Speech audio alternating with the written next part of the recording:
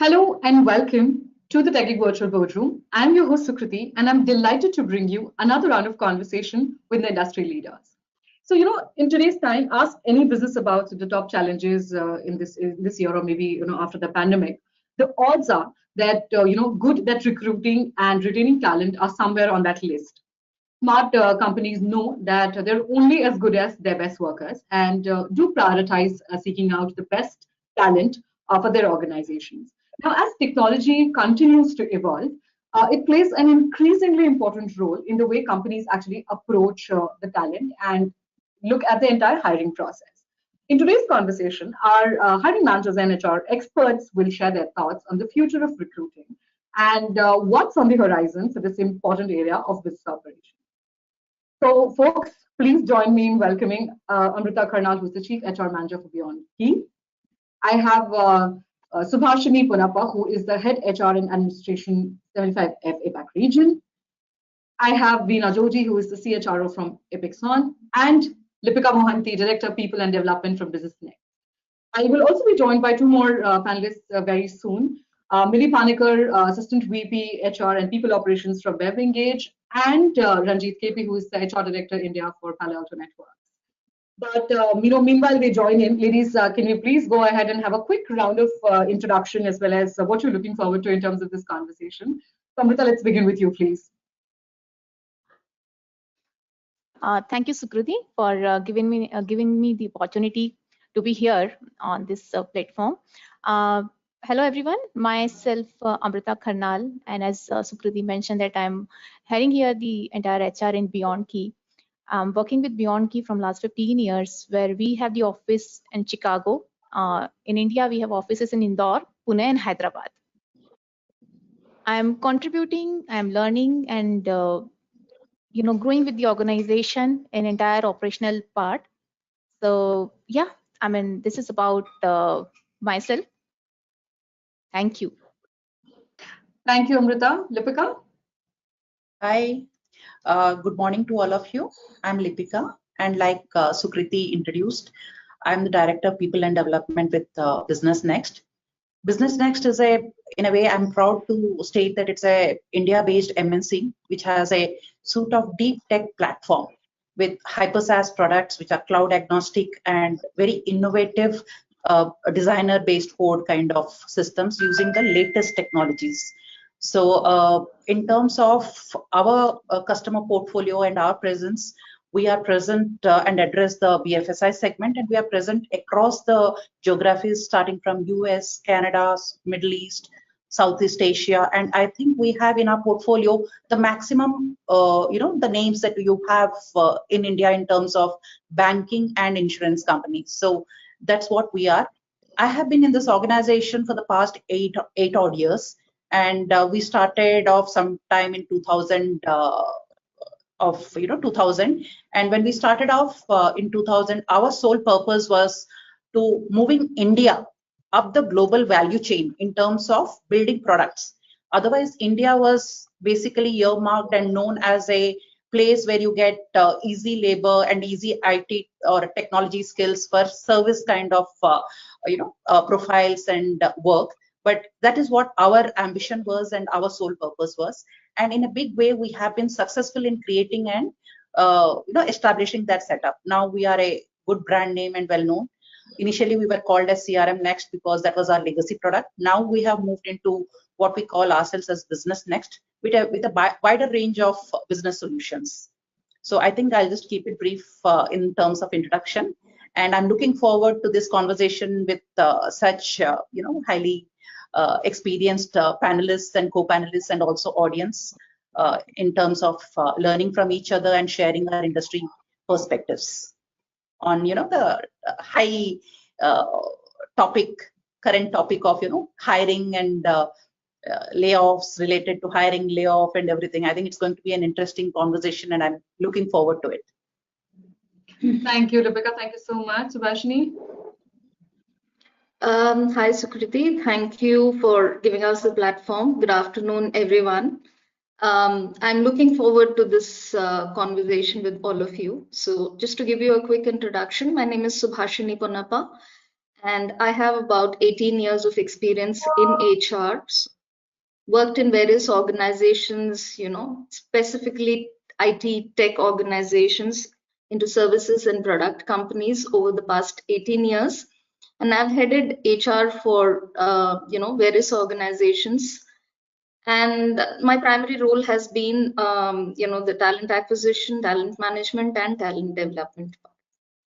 So in this organization, 75F, where I've been associated for the last little over 2 years, this is basically a tech startup which is into building automation solution. And this has been my very first startup experience as an HR. And it's a different ball game altogether. And when we talk about tech hiring, I think post-COVID tech hiring has been a bit bizarre, right? It's not been the regular because we saw great resignations. In one side, we've been seeing layoffs, but in another side, there's always this dearth of finding the right tech candidates, right? You find candidates in plenty, but are we doing enough to find the right tech candidates for our requirements? So that's been a turmoil for, I think, most of us here in this panel as well. So it would be interesting to talk about that. So this is about my introduction, and thank you so much, and looking forward to. Thank you, Subhashini. Veena? Hi, good afternoon, everyone, and thank you, Subhashini, for having me here. It's an absolute privilege to be part of this eminent panel. I'm Veena Joji, and I head HR for Apexon globally. Apexon is into digital services, and I have been associated with them for the last 2 years. I must say that while I have always been associated with turnkey projects, in this particular role, I've had the opportunity to lead the organization through growth. We grew from about just lesser than 1,000 employees to now currently we are closer to 6,000 employees in a span of 2 years. I've had the opportunity to integrate 5 different companies and also lead HR transformation. And all of this happening in an extremely disruptive and challenging environment. It has been true learning and enriching experience, and I look forward to today's conversation to learn more as well as to share some of the best practices. So thank you for having me here. Thank you so much, Veena. So, meanwhile, I have other people, both Mili and Ranjith, joining in. I would like to begin with something that's a preview for our audience who are listening us and watching us today. I want to start with what does exactly hiring process and the whole strategy looks like, and what can we expect in this new fiscal year coming up right from next month. So I think, Veena, I'll start with you. Just help us understand that what exactly, the tech hiring exactly looks like in today's time, and what all, organizations can actually be prepared for, and what all, as experts, you are expecting from the new fiscal year. Sure. I can talk from my experience. As an organization, the demand for tech talent continues for us, and it is only expected to grow in this year. With the increasing digital transformation of businesses and industries, because that's what we are in the business for. So I know we will continue looking for skilled professionals in AI, machine learning, data science, cybersecurity. You name the skill stack, we will definitely have a need. But what will change, however, is the quality of hire, and that's where we have a focus on. So there is immense focus on not just getting the right skill stacks, but also the adaptability, agility of the candidate, the culture fit, which there is a huge focus on that. And we are even training our recruiters to assess culture fit appropriately.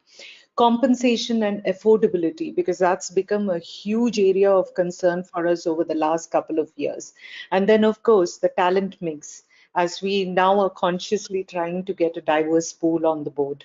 So that's where we are, but would love to hear from others as well. Thank you, Veena. Subhashini, I will go to you now. Please, share your thoughts on. Sure, Sukriti, and thank you, Veena. I probably would try to pick from where Veena dropped, because this is a very important point that you made. Tech talent, there's an increasing rise in the demand for tech talent, and no doubt about it. Though we hear that a lot of organizations have been downsizing for various reasons, but still, there is a demand for tech talent, and fortunately, because of the region that we are in, India has been the most favorite destination for organizations across the world to hire. Right? We've heard about offshoring, and India has been the destination. However, there were other regions that were explored, but then the Indian tech talent, in terms of qualification, in terms of adaptability, in terms of communication, the language barrier basically is pretty much nothing when it comes to tech talent in India. So because of that, there has been the constant growth in the demand for tech talent in India, which we've been able to cater well for the rest of the world. And with increasing number of startups in the past 5 to 10 years, there's a lot of investment that is happening in tech startups, specifically in the areas of IoT, machine learning, AI, which Veena just mentioned, which has been a great opportunity for us as an economy and as an industry.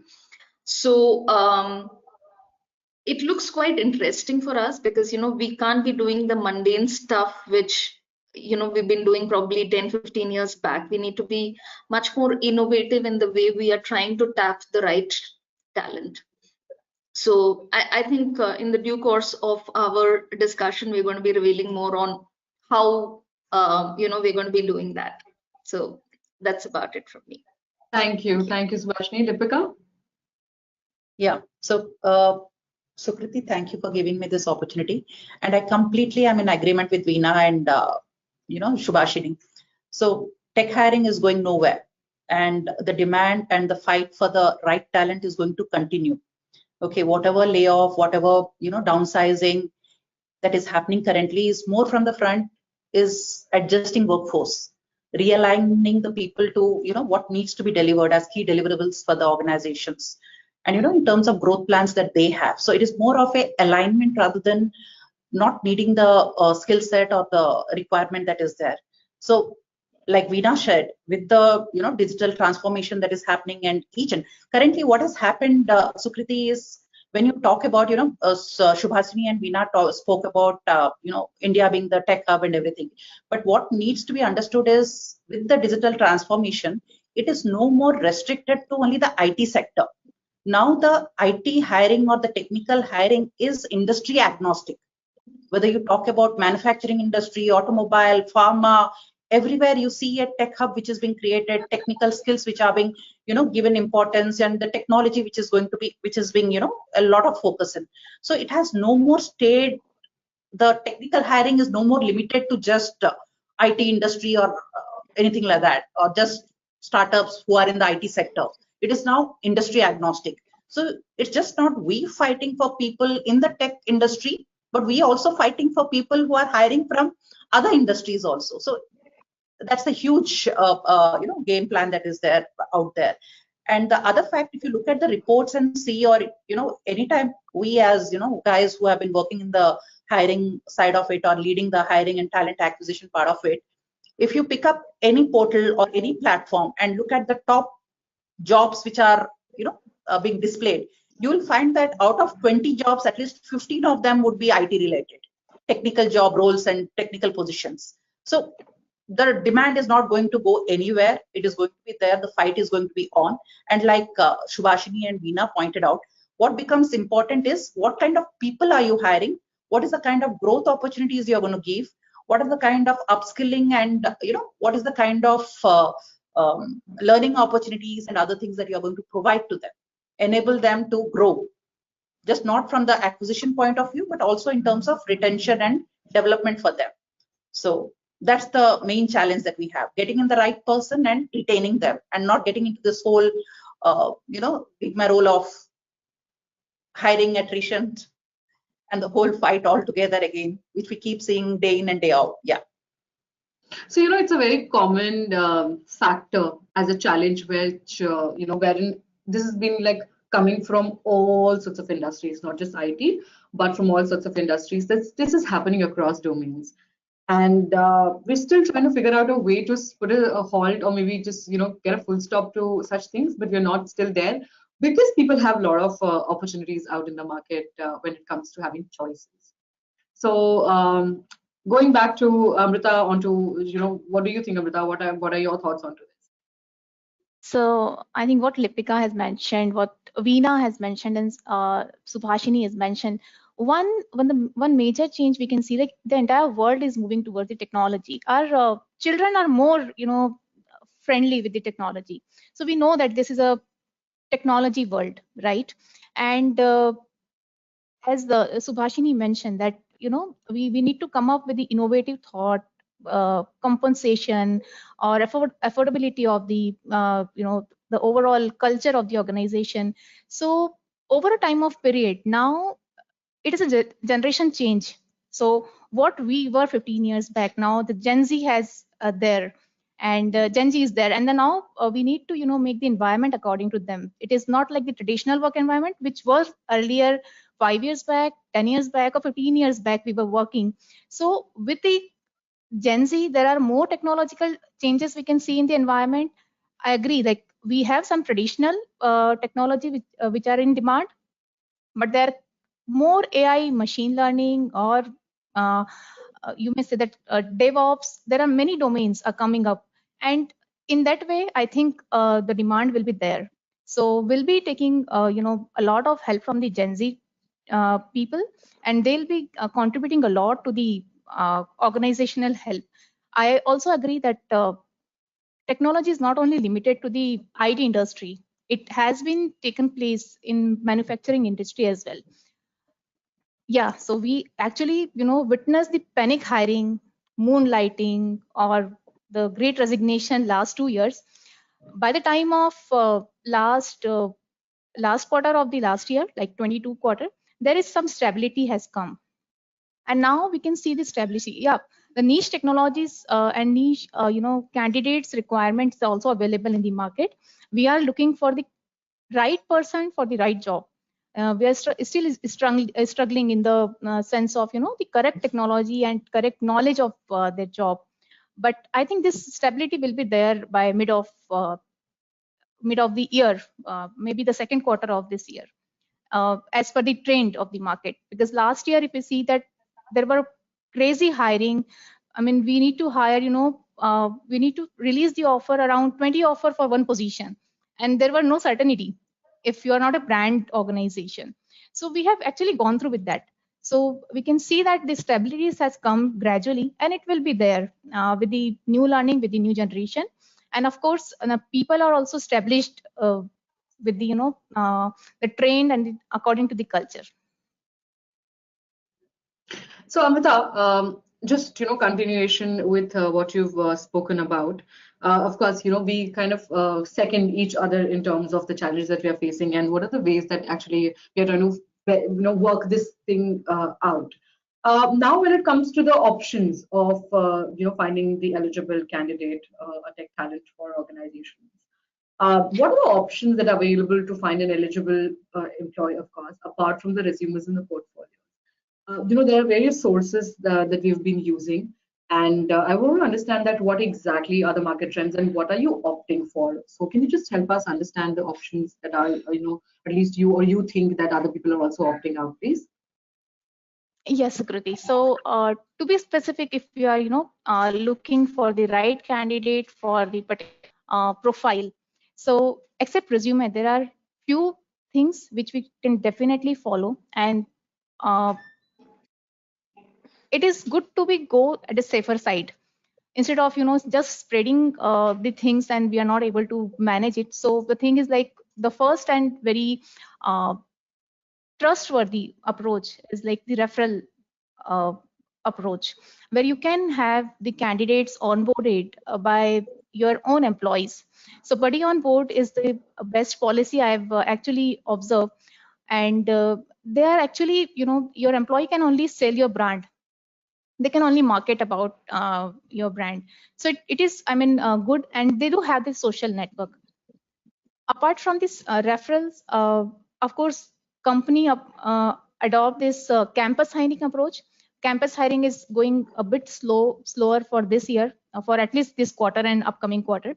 So campus hiring is one of the method where we can onboard the candidate, we can train them, and we can have, grooming them to maintain your hierarchy in the organization. Another part which actually I like a lot, because it has so much effort. Actually, it's required the efforts, which is like passive hiring and outbound approach, where there is someone, I mean, the candidates are not approaching you, but how you are approaching to the candidate for the particular role you're looking for, and how you are selling your brand to the candidates. This is like one of the approach. And here you need to put up all your sales and marketing skills, because here recruitment convert into the sales and marketing. So tech forums can be a good option for that how frequently and how soon you can conduct a tech forum in your city, where you can elaborate about your company branding, your product, your projects you're working on, and we can have the connections through that. It will take time. It's not a matter of a day or two, but then we can just leave a thought in a mind that yeah, we are working on this technology. And then this is what the culture, we can showcase the culture, we can showcase our brand, we can showcase our tech talent in that forum, and then we can gradually build up that confidence, yeah, that we can join this organization. Passive hiring, I mean, we also know that how we can approach to the candidate. It may be like not to, approach to the candidate and just give a call that we are looking for source and role, and please join us, and we are this organization, and how we can build up a relationship with that candidate. It may be not the recruitment call at first, but gradually we can we can establish the connect, and let's see at how it turn up. So suppose if you have some requirement, you have some future requirement, so you should start doing the networking from now onwards, and in that way you can do it. The most popular the approach to finding candidate, we all know, it's like the social media platform. There are many job social media platform where even now the Insta is helping in the hiring. So there are multiple approaches we are doing it. So yeah, I mean, these are yes, Amruta. So I think digital presence has become mandatory, and exactly. It's a no compromise thing, that no matter what happens, if you're not digitally present, people might even consider you being on this earth. Yes. It has become that important. Yes. I will now move to Subhashini. So Subhashini, Amruta gave us a download of the options that we can actually look at. Now, amid this option, there's a approach of qualitative and quantitative analysis that comes into picture. You being the primary drivers of such initiatives, and looking at the candidates at the primary, the grassroots level, and then taking it forward to the managers who are actually they're supposed to work with. Do you help us understand that how are actually recruiters defining their way to analyze these two aspects, that is the quality and the quantitative skills that I'm talking about, of the applicants, or of the maybe the candidates that you are looking at when it comes to hiring in tech? Yeah, absolutely, Sukriti. So first thing that I would like to start with, I know, I mean, this is going to be an elaborate topic for me. The most important thing which I would look at is if you are heading an HR function in an organization responsible for talent acquisition, I would like you to choose your recruiters or the firms with which you're working for your talent acquisition very wisely, because you need to be engaging with the right person who are going to be making a pick for you, right? It's very important that you very wisely choose a recruiter. And as Amruta just mentioned, the recruiters or your talent acquisition professionals are nothing but your sales guys who are going to be promoting your brand and then attracting the talent for your organization. So it's very important for you to choose them wisely, because they need to be, there are a couple of elements that they need to be having inbuilt in them, the traits that they need to have. First thing is they need to be completely aligning with the vision of the organization. So what's the purpose? Why are you basically hiring a candidate? What is the organization looking to grow into? Because that bigger picture is very important for anyone who's looking for your opportunity to know where do you see yourself once you get engaged into a role in the organization. So that's very important. You need to basically align with the vision of the organization. Next thing is they need to be very good in catching the vibes, communicating, reading between lines, understand the body language. Yeah, COVID era has taught us a lot of things. Earlier we used to look at body language, we used to look into the eyes of the candidate. Now we stare at the screens because most of it is virtual discussions that we do. But then it's very important for us to actually get a sense of whether the candidate is interested or not. And the third thing, which is very important, I take it from where Lipika mentioned about it. You did mention about not just hiring, because if you're hiring and you're fulfilling your churn burn, what you're just doing is a constant process, right? You're bringing in candidates, you're letting them go.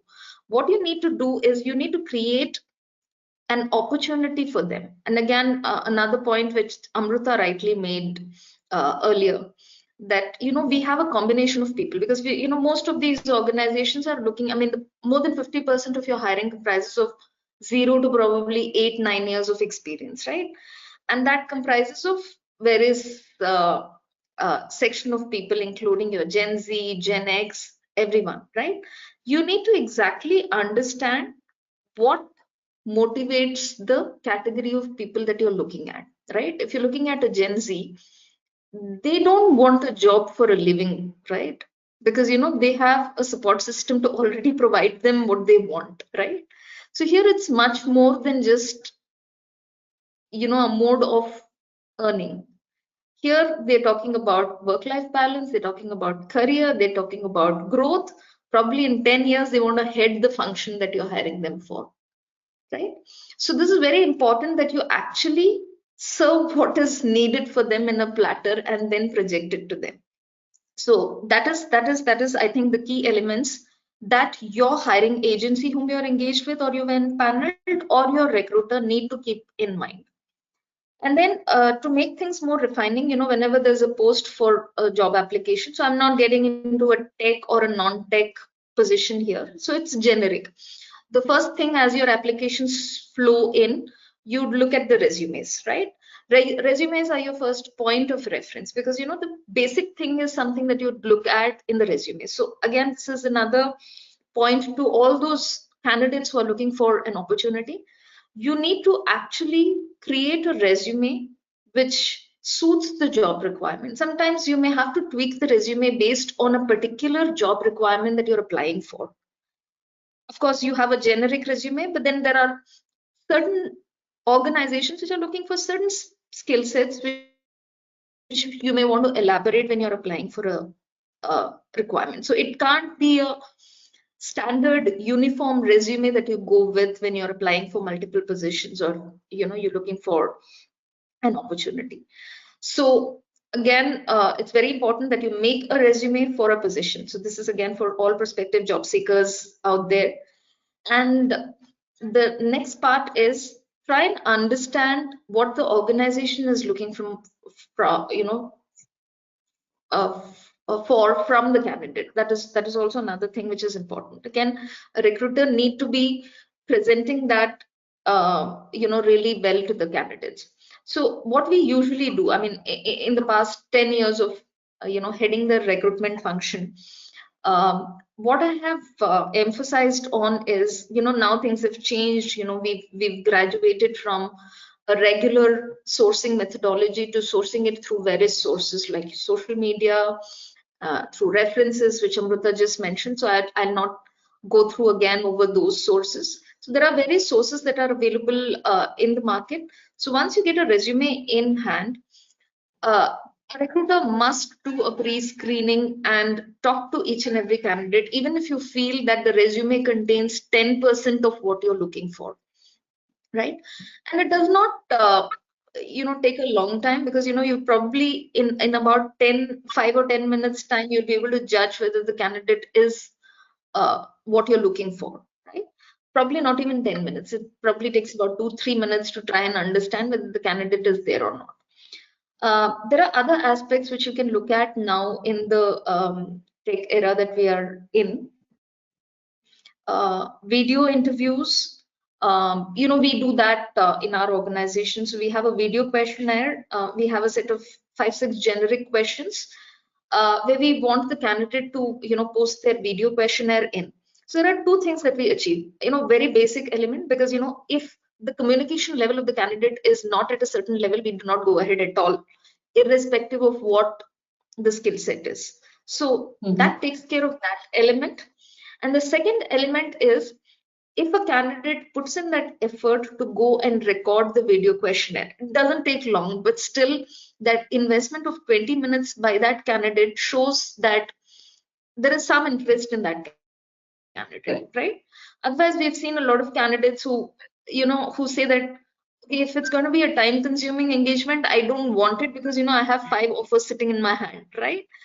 We don't want those kinds of candidates, because, it's very important. Yeah, we need you, but it's equally important that you also want us, because then has to be a pull and a push for us to engage well. Only then it's going to be a long-term sustaining engagement.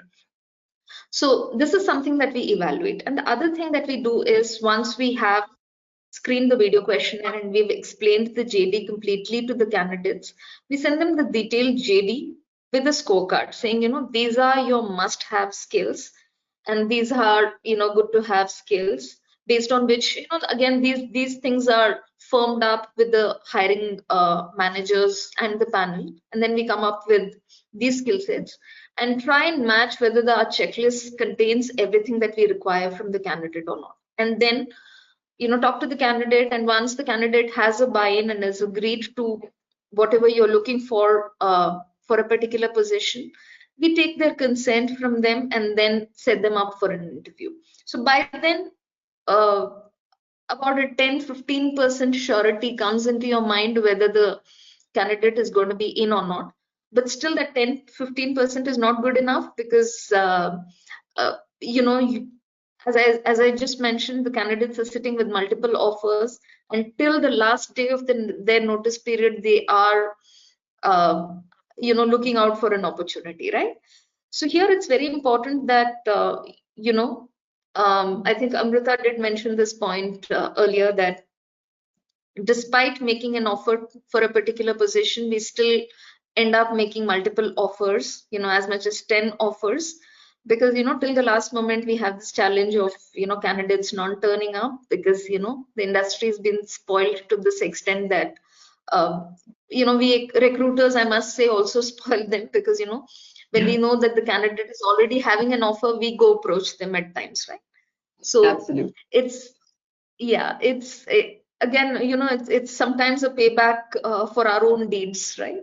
So we need to be prepared with that as well. So it's important that we create a pool even after making an offer, so that you have prospective candidates whom we could look at if there is a decline. So these are parameters which we look at, and it's different from what we used to do probably five years back. And the other thing which I think Amruta did mention, and it's an interesting point and it's very important, we do a lot of passive hirings as well, because the candidate who's absolutely not interested in looking for a job change is even showing about 10-20% interest in your opportunity, which means that you've kind of changed that candidate's mind towards your opportunity already. So in that scenario, building that pitch up for you is not going to be difficult, because you need to be doing more marketing. So here again, your recruiter or the hiring partner that you've empaneled need to be able to do the hunting and farming in parallel, because we do have very critical requirements where we need to just pounce on candidates, we need to be doing hunting, but there are prospective opportunities which are going to be there in the pipeline, for which you need to be sowing the seeds seeds and let it germinate. So wait for that period. So that's why I said it's important for your recruiters to be able to do both hunting and farming in parallel. So I think these are various elements which a talent acquisition professional looks at when we are hiring for tech talent in the present era. So Subhashini, based on the past kind of conversations that I've had with the other industry leaders, I think what comes into picture here is, of course, no matter how much technology we use and whatever scorecard we send to the candidates, you mentioned that people have various offers with their, sitting with them, and they are, kind of analyzing who's the best and who's gonna, of course, offer me the best. Now I think our for you for the HR operations, I think the angle has changed. Now the candidates have become the customers here. If you don't try and put forth the best foot forward in terms of questions, in terms of their overall hiring experience, I think that plays a very, very important role in terms of creating the first impression of the company. Now, if you were to ask questions which probably the candidates can very easily answer, you would probably underestimate the company. It's like, no. I mean, that is the first rejection point that I have. There are very silly questions that they're asking. If you go up, maybe a notch higher to their skills, they'll be like, maybe बहुत difficult hai, and I don't think so this is going to go on there. So having that moderation put into there, and this also comes down to the level that you're hiring for. Executives, senior managers still works. Now when you go to the leadership, there people will not even be available for giving tests or go for an analytics process of evaluation for that matter. So I know it's a very difficult task to pull in somebody and give them that that whole maybe I can say hamper of the right things that they're looking at. And I think you as the recruiters, you're doing your best to just deliver the whole good package and as much as you can offer them. But yeah, I mean in the end, it's their decision, no matter how good evaluation you have in place put forth. So it's like a loop that has been created for the past couple of years that we are trying to actually break. And I think this is all happening because of the technological evolution that we are seeing almost every day, right? The demands have increased. We are fall shorting of the supply in the market, and we need, a lot of new things have been added into domains when it comes to technology. You need, I'm sure organizations have created new profiles in the system to actually address certain things in the market. So I know it's pretty challenging, and conversations like this actually help us understand that okay, that was the stage maybe 2 years back, and after 6 months or after a year, these things are happening, and people are trying to resolve this in this manner. Now I will change the angle of hiring a little bit when it comes to putting people together. I'll go to Lipika. Lipika, diversity, inclusion, and the third factor, equity, which has been very recently added to the aspect here is like considered to be a very important part of the work culture in today's time. How do you ensure you're maintaining the diversity while hiring in the workforce, and what are the ways that you think the biases can be kept at bay? Yes, Sukriti, I completely agree with you. That DEI now is a boardroom point now, if you look at it that way. It's become a major agenda where organizations are focusing on the DEI aspect, and they're looking at a major mindset shift and a lot of inclusivity in the culture. So yes, when you're talking about hiring, which is the entry point, one of the entry points, and it becomes very difficult that we need to maintain the diversity in hiring to ensure an inclusive work culture. I think there are a lot of things which can be done and which can be looked at to keep the biases at bay and to ensure that we have a cross section of people in the organization and have that equal opportunities being provided. And internally also we can set up a lot of processes which can enable the equity part of it. Some of the things that I can think of and I can share it and put forward in this forum is we can create, and we should look at creating a diverse hiring team. It is essential to have a hiring team that is diverse and it represents a range of backgrounds and experiences. When there is a diverse team, you can help identify and address those biases. So if you have a cross section of people sitting and being a part of the hiring process, you get to avoid the biases which may otherwise go unnoticed. So that is one of the things which we can do, and we have been doing it in our organization especially.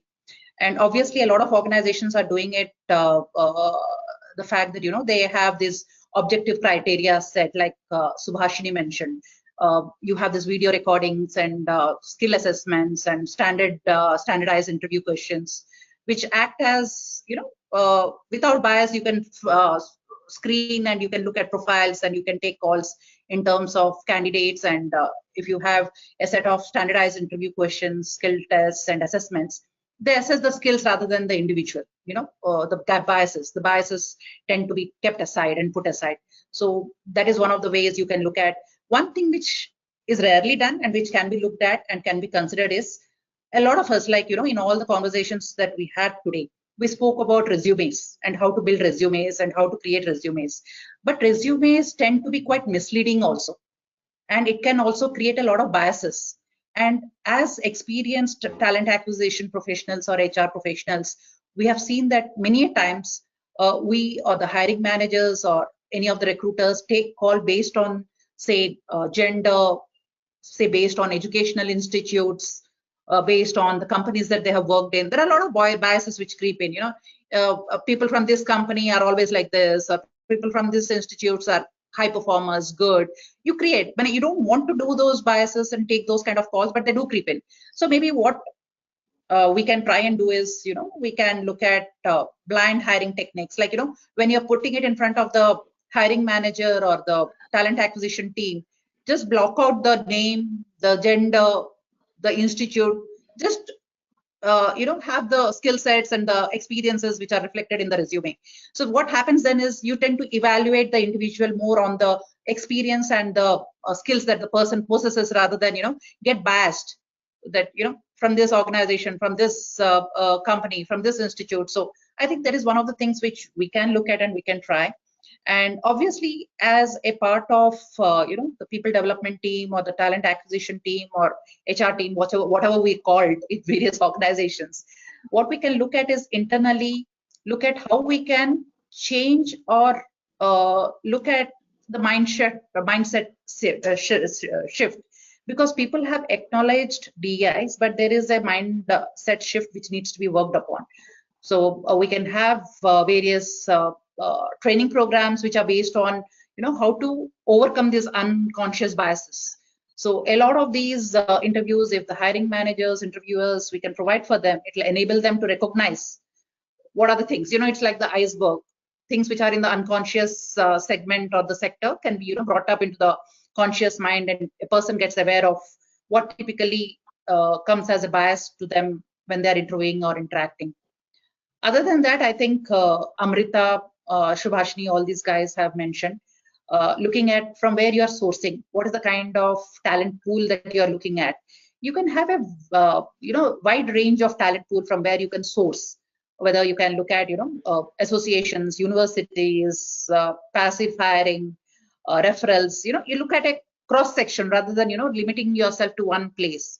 And when you talk about DEIs, you can talk about not only, usually typically organizations look at gender diversity, whereas many of the organizations who are more forward looking or more, you know, advanced, they look at including PWD also, people with disabilities, people with different sexual orientations and things like that. So these are some of the things that one can look at. So one can connect with those communities, one with those associations, look at people having those skill sets, and look at you know, sourcing people from there, because we keep fighting in the same talent pool where we you know, push and pull with the same set of candidate pool.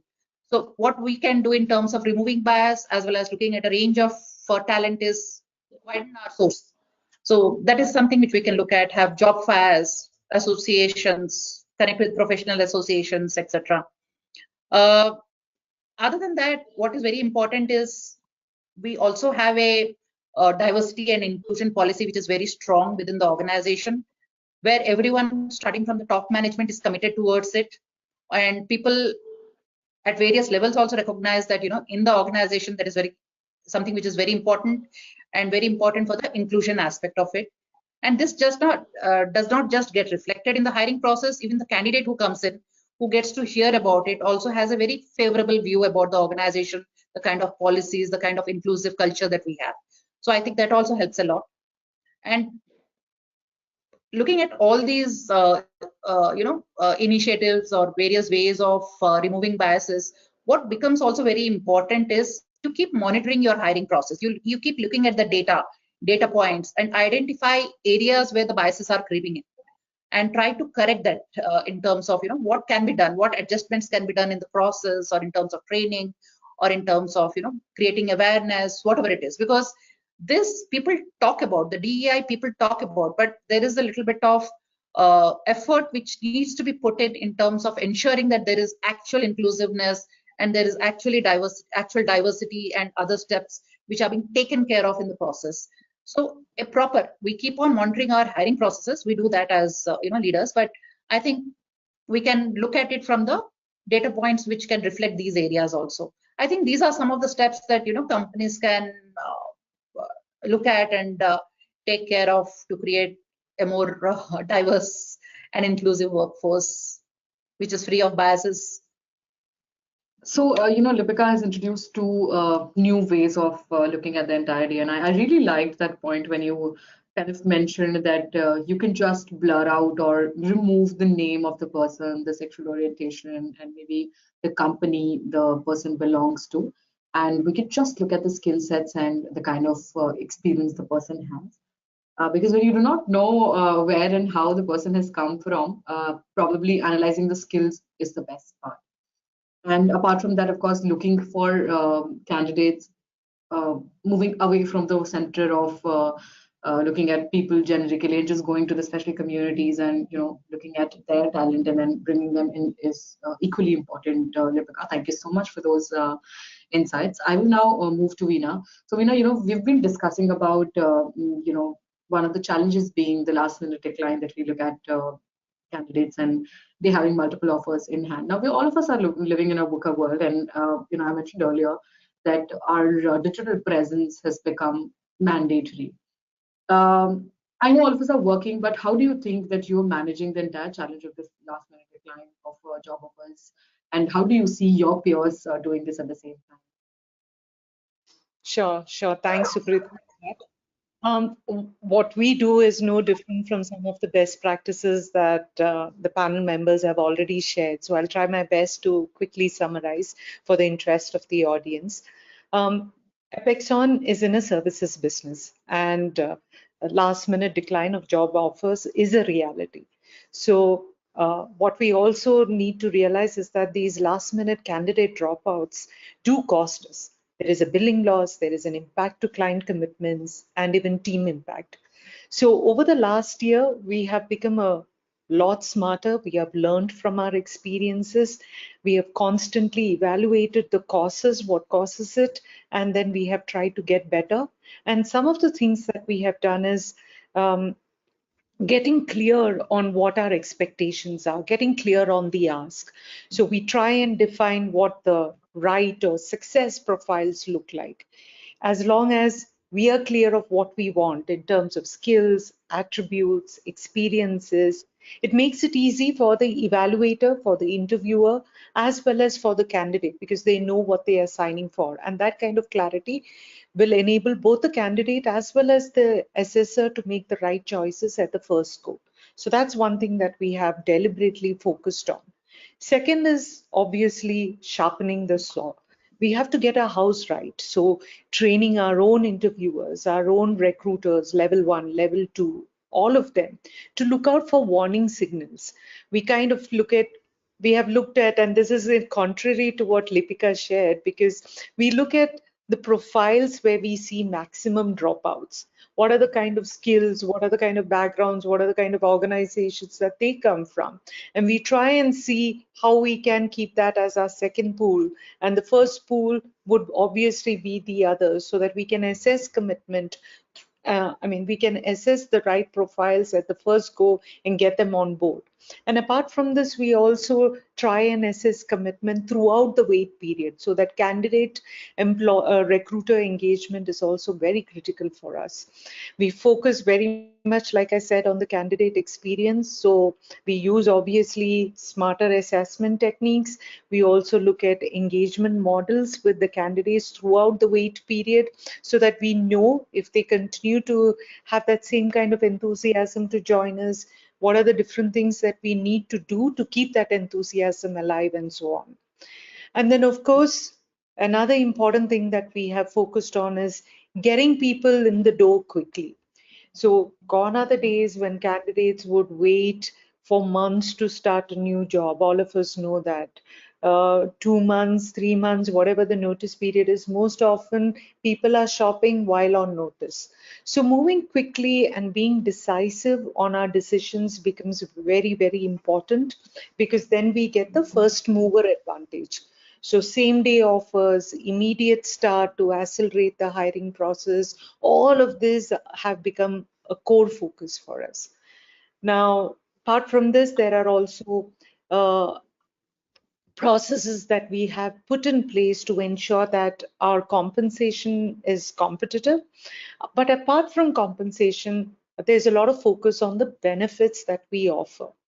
So these are the non-financial rewards, like continuous education courses, what are the insurance programs that we have, what are the learning opportunities, what are the growth opportunities within the organization, branding that, so selling it to the employee as this is our employee value proposition creates that excitement, and employees feel committed and they feel this is a place, if I were to join, I would certainly see growth.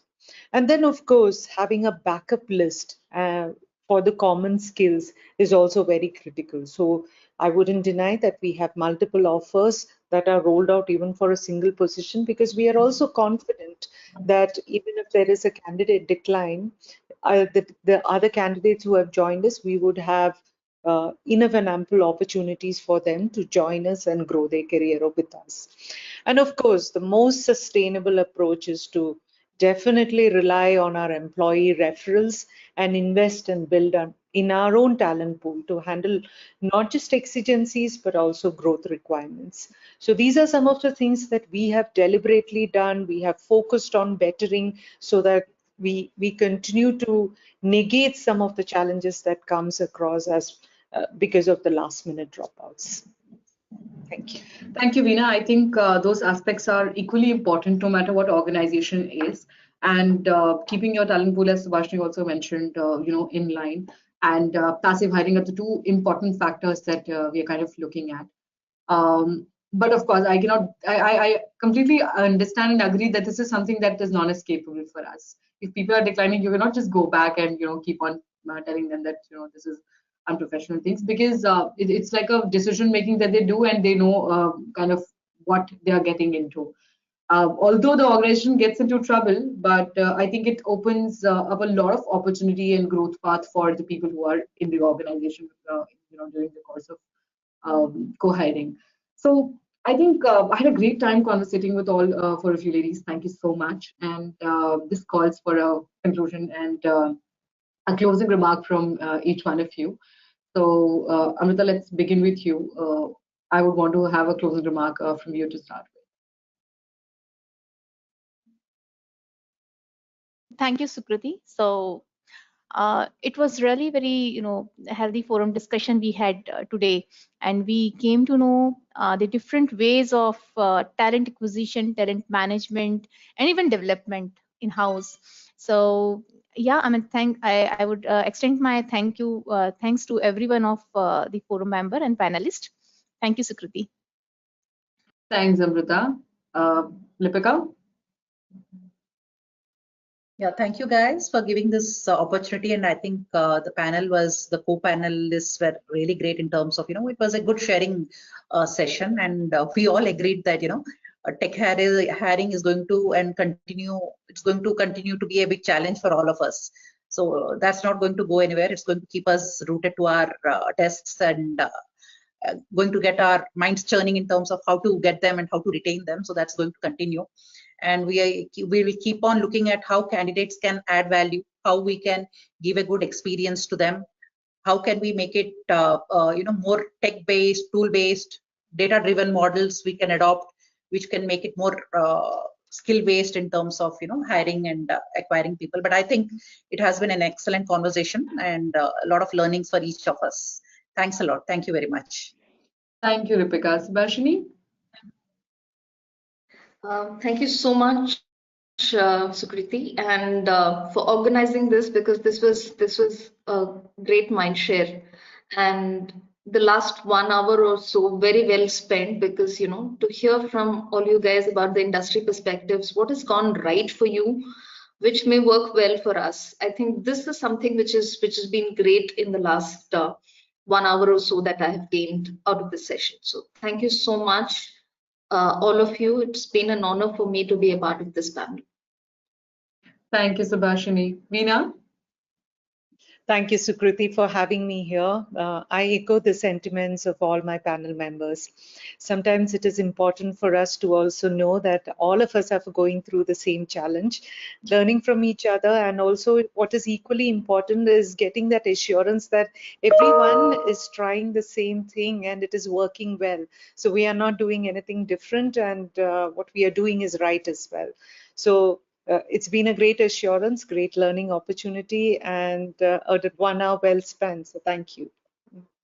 Thank you, Veena. So, these conversations can be helpful when we bring in people from different industries and profiles to talk about their challenges and the kind of, resolutions they are looking at. But for me, this is a great learning. I get to learn about the recent trends and the kind of course, development that has happened so far. And all of us are taking a lot of learnings today home for the organization we are working for, as well as for the people we'll be in touch with when it comes to updating them with the latest things that are happening. So thank you so much, all you ladies, for spending your 60 valuable minutes with me for this conversation. Everyone, thank you so much for joining us. People who are watching us, I hope you've made note of certain things that our experts have mentioned here in terms of hiring and in terms of what are the kind of approaches that they have when they are looking at the tech talent. I will be coming back with a lot more conversations in the during course of time. Till then, stay safe, take care. Thank you so much, everyone. Thank you. Thank you. Bye. Bye. Thank you.